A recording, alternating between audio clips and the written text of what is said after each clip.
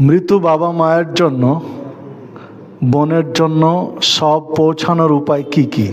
মৃত বাবা মা বোনের জন্য কি কাজা নামাজ আদায়, কাজা রোজা উমরা হজ করা যাবে কিনা?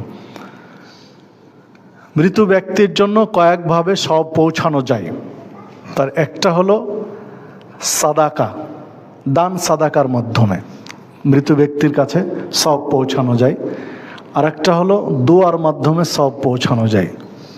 আর একটা হলো তাদের যদি হজ বা উমরা তাদের জন্য করা হয় তাহলে সব পৌঁছানো যায়। তাহলে মোটামুটি পরের কথাগুলো চলে আসলো।